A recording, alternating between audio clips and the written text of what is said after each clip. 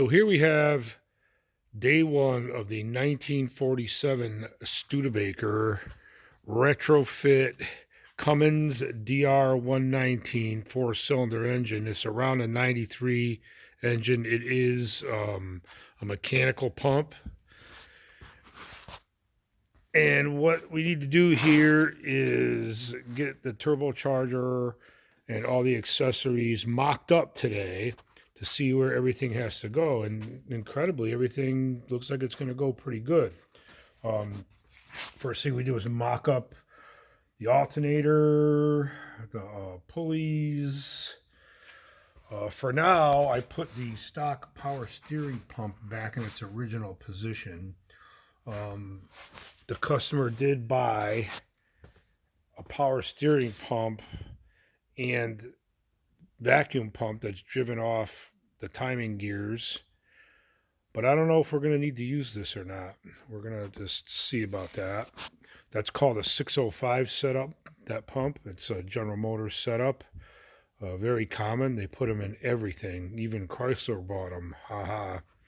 So for now, we're going to use the stock setup. I don't see a reason to have vacuum here other than to operate the power brakes.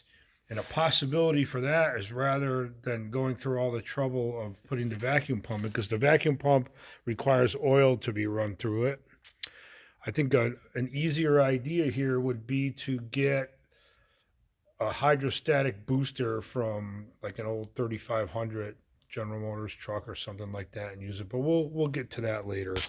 On this side, we're going to need to make the TXV cable from the transmission and the throttle cable work together, and as well as operating the pump. So I have to figure that out. That's the radiator that was here. That's the fan that was here. We may or may not use that. My thought is to put the intercooler in front of the radiator. There's plenty of room in there. I'm sure we can do it. And we have this Chinese Ching Chong air routing cold air kit here. China. The virus comes from China. And I see that we can do that. So that's okay. The next thing that we have to think about here is the downpipe from the turbo to the exhaust. That's going to be a little tricky because the firewall is right up against here. We may need to make a relief cut, and maybe we could just turn this up and put it right through the hood and just put a flapper on it like a Caterpillar. Just wouldn't be able to see on that side of the truck, but we'll see about that. So we're definitely got things going here. I don't see a problem getting oil in and out of the turbo. Oil lines are right down there. I think this was turbocharged before, but I don't know. So there you have it. Got everything laid out.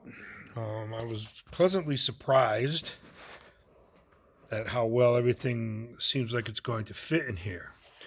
And if it doesn't fit, then we have Ching Chong, and we have Demi at Performance Edge in Bristol, who loves making parts for shit like this. And we'll get it going.